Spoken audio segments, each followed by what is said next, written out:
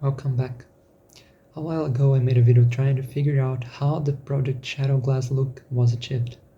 At the time, I already knew the idea behind it, but I still couldn't find a way to reproduce it in Godot, mostly due to its pipeline limitations. Well, eventually I found a way while developing a custom GI shader. Today I'm going to explain the approach I used to achieve this effect, how it works internally, and how you can implement something similar yourself. Just keep in mind this is not a step-by-step tutorial, I'm only going to provide the foundation behind the technique. 4 months ago I asked the developer if I was on the right track, but never got a reply. After weeks of experimentation, debugging, and fighting with compositor and compute shader issues, my reverse engineered approach worked, and I turned it into a Godot plugin. I did make it a paid plugin, but I still wanted to show how it works here. The Godot community has always been very helpful, and I think sharing between devs is important. If you want to see what the plugin offers, skip this chapter, otherwise stay for the technique. As shown in my previous video, rendering the scene to a cube map and then sampling it with a camera gets rid of shimmering during rotation, but not during translation. The only way to stabilize translation is to stop translating altogether. Instead, we warp the cube map as we move, so it stays correctly projected onto the geometry. To do that, we need two cube maps, one that only snaps and another that follows the camera. The static cube map snaps to the camera once it gets too far away. Before snapping, the static cube map stores a copy of itself in memory. This copy is used to smoothly interpolate between the previous and current positions. Depth is stored in the cube map and used to determine what the cube map can and cannot see. I'm highlighting the disocclusion in magenta, and as we move, it grows until the cube map snaps again. Most of the color comes from the static cube map, while the magenta areas fall back to the camera-bound cube map. We can also fall back to the original scene, eliminating all flickering at the cost of some non-pixelated, disoccluded areas. But the flickering isn't that distracting. Keep in mind I'm using dithering, which greatly amplifies it. But cube maps usually don't carry depth information, so let's see how to solve that in Godot. In my previous video, I showed how to create a cube map using 6 sub-viewports and 6 cameras.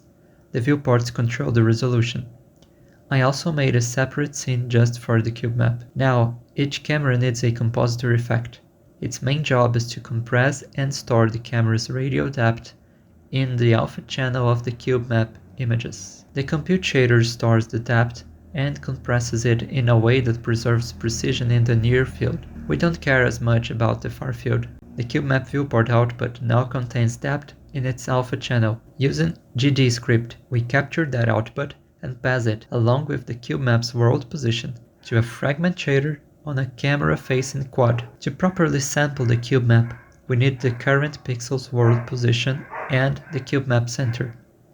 Since a cube map is sampled using a view direction, we only need to offset that direction accordingly in the fragment shader. We use this corrected direction to sample the cube map and decode the compressed depth stored in the alpha channel. Now we just compare the camera depth with the cube map depth. If the difference is too large, it likely sampled a disocclusion. Here, we reproject both cube maps into world space, reject invalid depth mismatches, and blend the valid samples in linear space to achieve a smooth temporal transition. That's the core technique, and it should be enough for you to implement it yourself. But if you would rather avoid the hassle of compositors and compute shaders, I will walk you through my plugin instead. Once you download it, create a new Godot 4.5.1 Plus project, ensure it is using Forest Plus. Other pipelines won't work. Open your resources folder, create a folder named add-ons and open it. Find your CUBY plugin folder and copy it into the add-ons folder.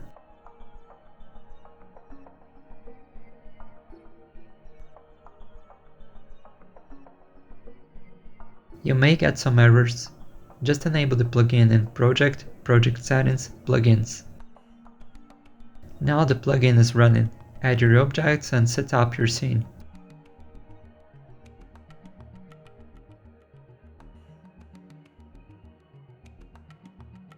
As you can see, it works right out of the box.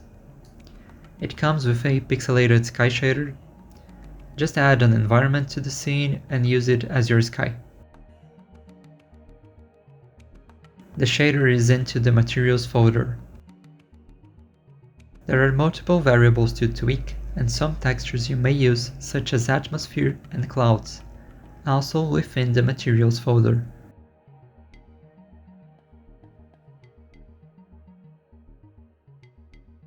I'm also including a script to automate the day-night cycle. You will need 2 directional lights for it. I will skip the setup here, but you can follow the plugin manual. The pixel density on the skybox is configurable, as well as the dithering, halo size, sun size, and the list goes on. Now let's go over the main CUBY configurations. In the plugin folder, look for an icon labeled CUBY saved config and double-click it. The inspector will pop open with the available inputs. You can enable or disable the effect in the editor viewport. Change the resolution on the go.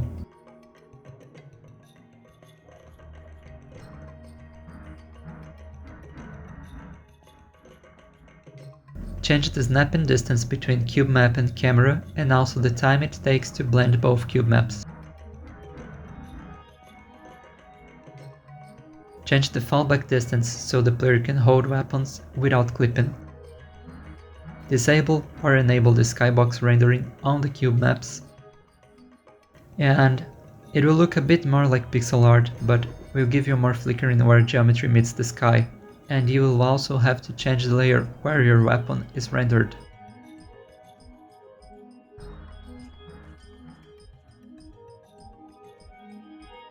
Let's change the dithering a bit. Change how far the dithering spreads.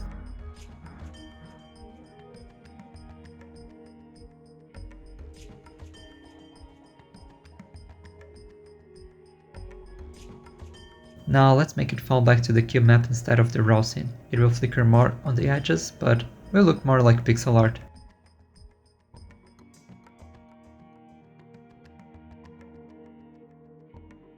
And check it to see the raw scene when there's disocclusion.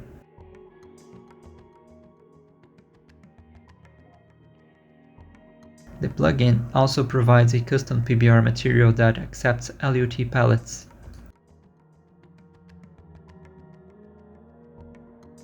When LUT is unchecked, the CUBY configs will tweak the shader quantization mode and levels. Choose between naive quantization, Luma, and Luma Chroma for more accurate results.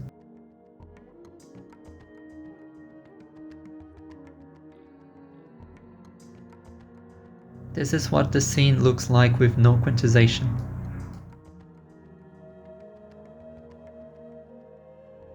Let's mess around with the parameters of the cube map renderer now.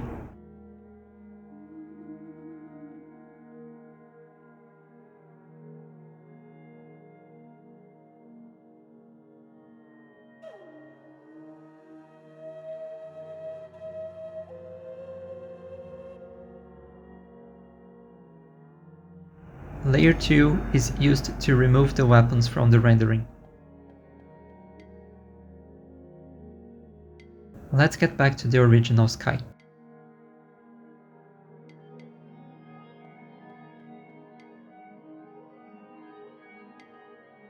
We can also apply a LUT to the sky material.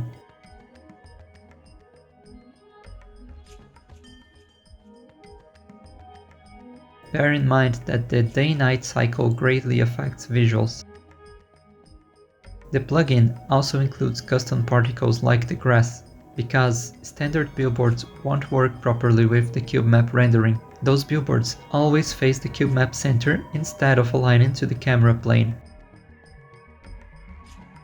I've also included a palette to LUT converter.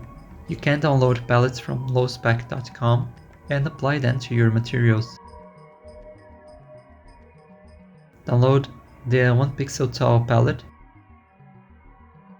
Find the palette to LUT script within the plugin folder and double-click it. Feed it a 1 pixel tall palette texture and click Bake. It will generate your LUT in the same folder as the palette and with the suffix CUBY_LUT.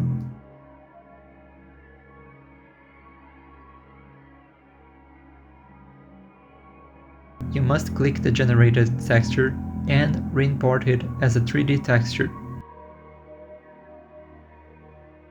Make sure to set the slices accordingly.